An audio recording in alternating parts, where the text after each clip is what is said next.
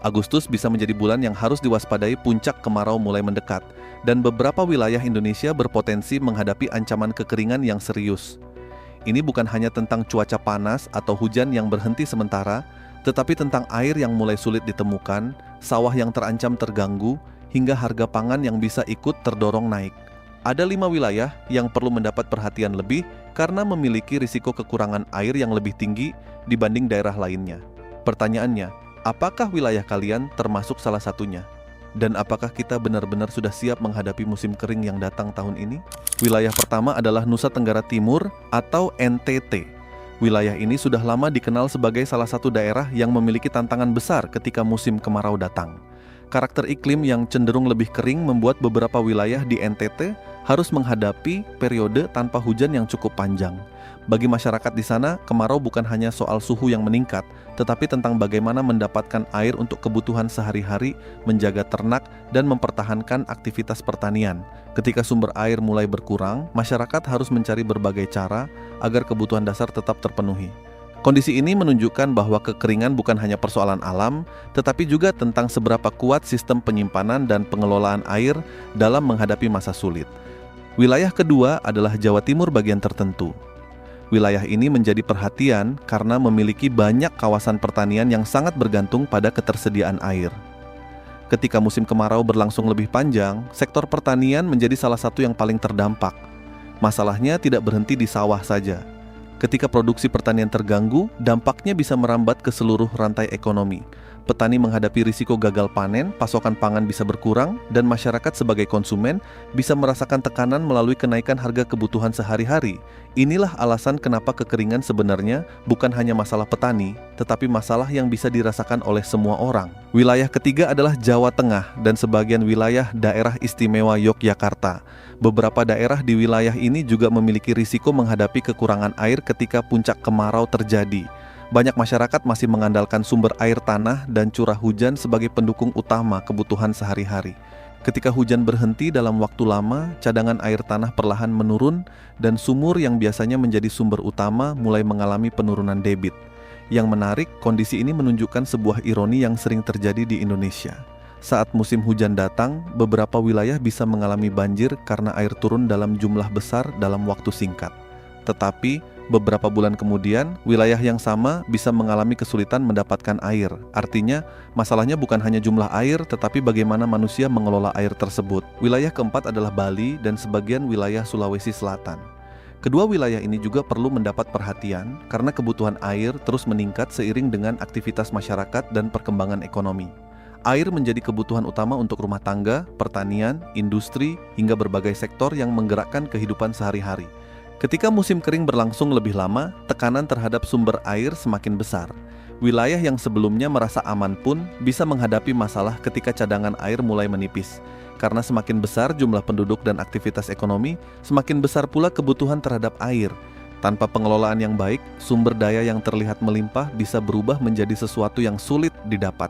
Wilayah kelima adalah sebagian wilayah Sumatera yang berpotensi mengalami hari tanpa hujan panjang. Banyak orang mungkin menganggap Sumatera selalu aman karena memiliki kawasan hutan luas dan curah hujan yang tinggi. Tetapi perubahan pola cuaca membuat beberapa wilayah tetap memiliki risiko mengalami kekeringan saat musim kemarau mencapai puncaknya. Ini menjadi pengingat bahwa tidak ada wilayah yang benar-benar kebal terhadap perubahan iklim. Ancaman kekeringan hari ini bukan hanya dipengaruhi oleh cuaca, tetapi juga faktor lain seperti berkurangnya daerah resapan air, perubahan penggunaan lahan, kerusakan lingkungan, dan meningkatnya kebutuhan manusia terhadap sumber daya air. Masalah terbesar dari kekeringan sebenarnya bukan hanya ketika air mulai habis. Masalah terbesar adalah ketika kita selalu terlambat menyadari tanda-tandanya. Kita sering baru bergerak setelah sumur mengering, setelah sawah terganggu, atau setelah harga pangan mulai naik. Padahal tanda-tanda perubahan sudah terlihat jauh sebelumnya. Karena itu, menghadapi musim kemarau bukan berarti harus panik, tetapi harus lebih siap. Mulai dari menggunakan air dengan lebih bijak, menjaga lingkungan, memahami kondisi wilayah sekitar, hingga membangun kebiasaan kecil yang bisa membantu menghadapi situasi sulit. Salah satu faktor yang membuat musim kemarau tahun ini perlu mendapat perhatian adalah adanya pengaruh fenomena iklim seperti El Niño, yaitu kondisi ketika suhu permukaan laut di wilayah Pasifik meningkat dan dapat memengaruhi pola cuaca di berbagai negara, termasuk Indonesia. Dampaknya, beberapa wilayah bisa mengalami musim kemarau yang lebih panjang, curah hujan yang berkurang, dan risiko kekeringan yang semakin besar. Masalahnya, kekeringan bukan hanya tentang cuaca panas atau hujan yang berhenti sementara. Ini bisa menjadi awal dari masalah yang lebih luas. Ketika air mulai sulit ditemukan, sawah terancam terganggu, produksi pangan bisa menurun, dan harga kebutuhan sehari-hari berpotensi ikut terdorong naik. Ancaman kekeringan bukan hanya tentang panas yang semakin terasa atau hujan yang semakin jarang turun. Ini adalah pengingat bahwa ada hal-hal penting dalam kehidupan yang sering kita anggap selalu tersedia sampai suatu hari jumlahnya mulai terbatas. Air adalah salah satunya. Kita bisa membeli banyak barang, kita bisa menyiapkan banyak kebutuhan, tetapi ketika sumber air mulai terganggu, dampaknya bisa menyentuh hampir semua aspek kehidupan. Dan yang perlu kita pahami, tujuan dari pembahasan ini bukan untuk membuat kita panik, tetapi untuk membuat kita lebih sadar dan lebih siap. Karena krisis seringkali bukan datang karena kita tidak punya pilihan, tetapi karena kita terlambat melakukan persiapan.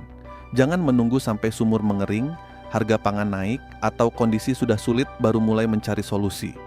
Kemarau adalah sesuatu yang pasti datang setiap tahun, tetapi dampaknya bisa berbeda tergantung bagaimana kita mempersiapkan diri.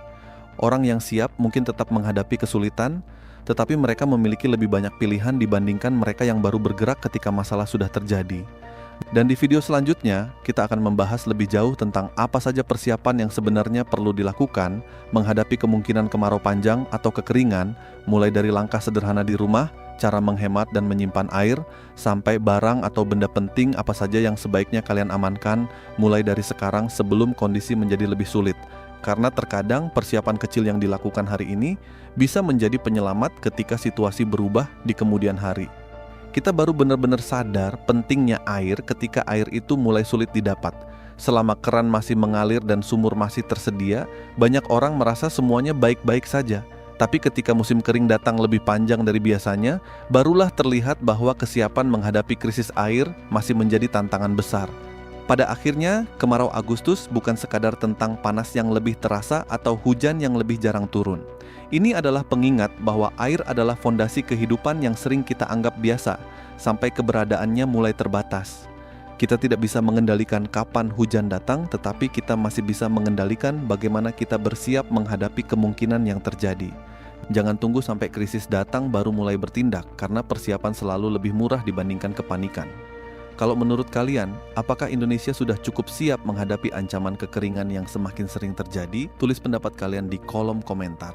Jangan lupa like jika informasi ini bermanfaat, bagikan agar semakin banyak orang sadar, dan subscribe untuk mengikuti pembahasan lain tentang ekonomi, lingkungan, dan berbagai masalah yang berdampak langsung pada kehidupan kita. Karena terkadang, krisis tidak datang dengan suara keras. Krisis datang perlahan, diam-diam, dan baru terasa ketika banyak orang sudah terlambat untuk bersiap.